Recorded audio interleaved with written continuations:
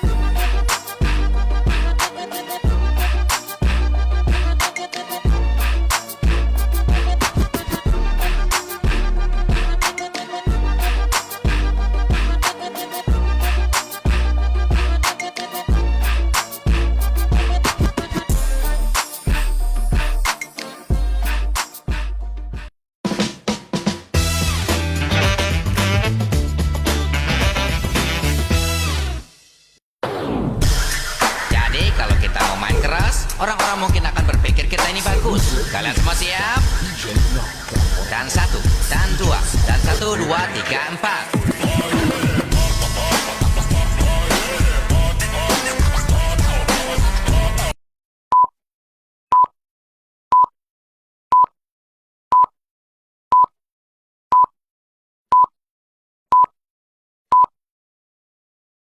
Baik, bismillahirrahmanirrahim. Assalamualaikum warahmatullahi wabarakatuh. Perkenalkan, nama saya Adi Aksa Putra Laki dan kami bersama teman-teman kami dari kelompok 1. Kami ingin menjelaskan tentang bagaimana perkembangan peserta didik. Nah, ini penting untuk difahami oleh semua guru, apalagi mahasiswa Fakultas Tarbiyah dan Ilmu Keguruan. Mengapa hal ini penting? Karena di dalam perkembangan terhadap peserta didik, hal ini kita bisa tahu akan perkembangan peserta didik dari masa kanak-kanak hingga mereka dewasa. Makanya setiap guru penting untuk memahami ini. Dan jikalau guru sudah memahami ini, maka guru bisa menciptakan pembelajaran yang efisien di kelas, sehingga para peserta didik itu dididik dan menjadi peserta didik yang terbaik. Maka daripada itu, mari kita dengar penjelasan dari teman-teman kita.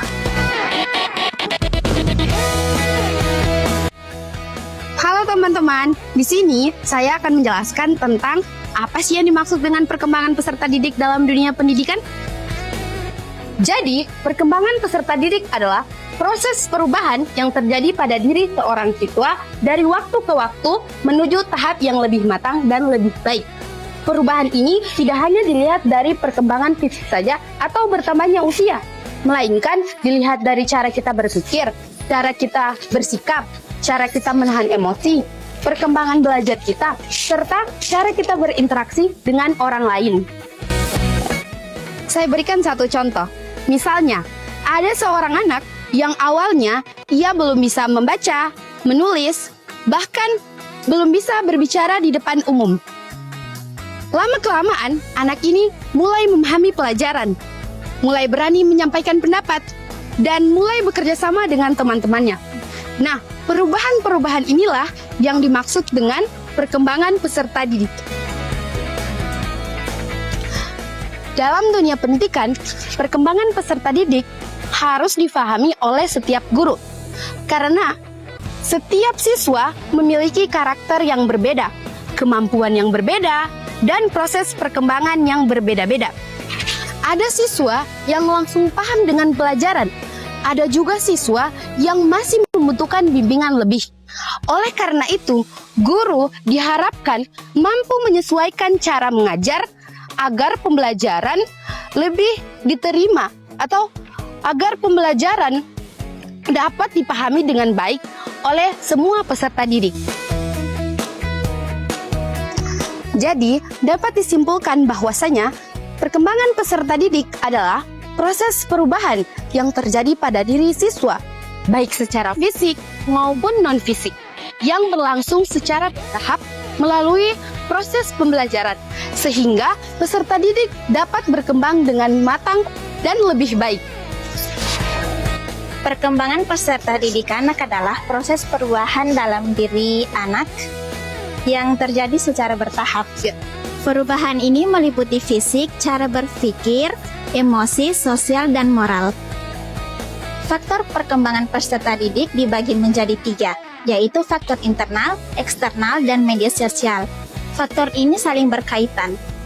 Faktor internal berasal dari dalam diri anak, yaitu seperti kondisi fisik, berbakat, kecerdasan, dan emosi.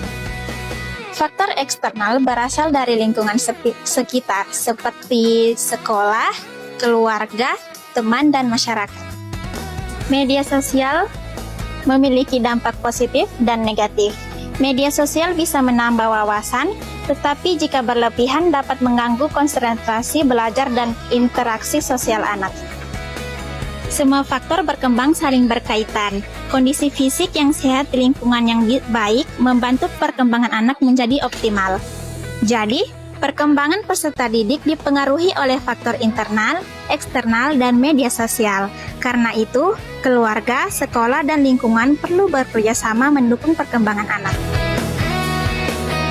Oke, baik. Jadi setelah kita bahas tentang perkembangan peserta didik, sekarang kita masuk kepada tahapan-tahapan daripada perkembangan peserta didik. Nah, untuk setiap guru penting untuk memahami tahapan-tahapan yang ada pada perkembangan peserta didik. Ada beberapa tahapan. Yang pertama ada aspek fisik, yang kedua ada aspek kognitif, yang ketiga ada aspek emosional, keempat adalah aspek sosial, dan kelima adalah aspek moral. Nah, dari beberapa aspek ini penting untuk guru paham akan tahapan-tahapan dari peserta didik. Nah, perkembangan daripada peserta didik. Yang pertama ada aspek fisik. Mengapa guru penting untuk memahami tentang aspek fisik yang ada pada perkembangan peserta didik? Karena di setiap individual itu memiliki aspek fisik. Nah, aspek fisik ini adalah perkembangan peserta didik yang paling mencolok.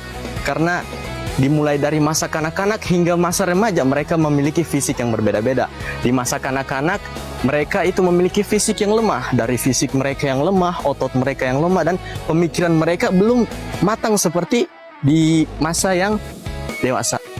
Baik, selanjutnya kita masuk kepada perkembangan peserta didik yang kedua, yaitu aspek kognitif. Apa itu aspek kognitif? Aspek kognitif adalah bagaimana peserta didik itu mampu memahami dan mencerna sesuatu. Dari aspek ini, mereka itu di masa kanak-kanaknya terkadang tidak sematang masa dewasa. Maka daripada itu, guru harus mementingkan aspek kognitif. Bagaimana di masa kanak-kanak itu para peserta didik diajar untuk mengenal sesuatu, mengingat sesuatu, dan melakukan sesuatu dengan baik. Yang ketiga adalah aspek emosional. Apa itu aspek emosional? Aspek emosional adalah bagaimana para peserta didik itu mampu mengendalikan emosi mereka. Dari mereka senang, sedih, dan lain sebagainya. Di masa kanak-kanak, mereka itu terkadang susah untuk mengelola emosional. Di masa kanak-kanak, mereka itu susah untuk mengolah emosi mereka. Terkadang mereka itu galau, cemas, sedih, dan lain sebagainya. Kadang mereka senang dan sedih. Nah, hal ini perlu untuk diperhatikan guru sehingga membuat peserta didik yang di masa kanak-kanak itu selalu merasa senang dan pembelajaran itu menjadi lebih efektif. Yang keempat adalah aspek sosial. Apa itu aspek sosial? Aspek sosial adalah salah satu sisi yang paling penting yang ada pada perkembangan peserta didik, yang mana dari aspek sosial ini mereka mampu untuk berinteraksi dengan lingkungan, mereka mampu untuk bagaimana cara beradaptasi dengan lingkungan masyarakat, lingkungan sekolah, maupun lingkungan keluarga. Maka daripada itu, aspek sosial adalah aspek yang perlu diperhatikan oleh guru sehingga mereka mampu beradaptasi di lingkungan sekolah maupun lingkungan keluarga. Dan yang terakhir adalah aspek moral. Dari beberapa aspek tadi, ini adalah salah satu aspek yang keluar pada perkembangan peserta didik dan itu dinilai oleh orang-orang. Dari aspek moral juga, seorang peserta didik itu mampu untuk membedakan mana yang baik dan mana yang buruk. Dari aspek moral, guru memiliki peran yang sangat penting dalam mengembangkan peserta didiknya. Nah, dari aspek moral ini, Nabi SAW juga diutus ke muka bumi untuk menyempurnakan akhlak yang mulia. Innama bu'istu liutammima makarimat akhlak, kata Nabi. Aku diutus di muka bumi ini untuk menyempurnakan akhlak dan perilaku yang mulia. Maka penting bagi guru-guru untuk memperhatikan aspek moral daripada setiap peserta didiknya. Dari 5 perkembangan peserta didik, semua ini perlu diperhatikan oleh guru sehingga menciptakan individu yang terbaik. Adapun peran guru dan orang tua sangatlah penting dalam mendukung perkembangan peserta didik. Keduanya merupakan lingkungan utama yang membentuk kepribadian, kemampuan, dan masa depan. Adapun guru berperan sebagai pendidik, membimbing, dan motivator. Sedangkan orang tua adalah peran utama, yaitu yang membimbing anak-anaknya dari lingkungan keluarga. Adapun saat ini anak-anak banyak yang kecanduan gadget dan media sosial. Selanjutnya, cara mengatasi hambatan dalam proses perkembangan peserta didik itu dapat dilakukan dengan cara memahami kebutuhan dan masalah yang dialami setiap anak.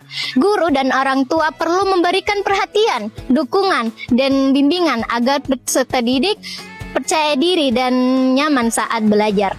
Selain itu, lingkungan yang positif dan baik juga membantu perkembangan mereka. Nah, ada beberapa cara yang dapat dilakukan. Yang pertama, memberikan motivasi dan semangat belajar kepada peserta didik. Yang kedua, menciptakan suasana belajar yang nyaman dan menyenangkan.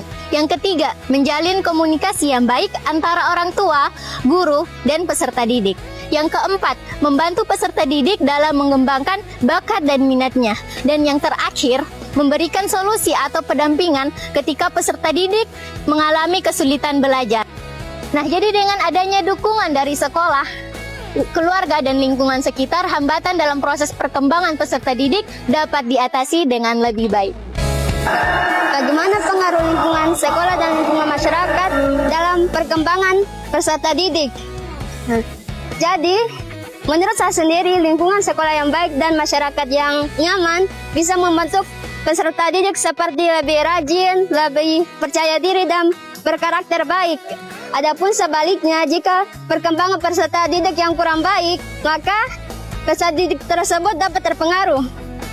Sebagai penutup dari pembahasan kita hari ini, penting untuk kita garis bawahi bahwa perkembangan peserta didik adalah sebuah proses yang kompleks dan berkesinambungan.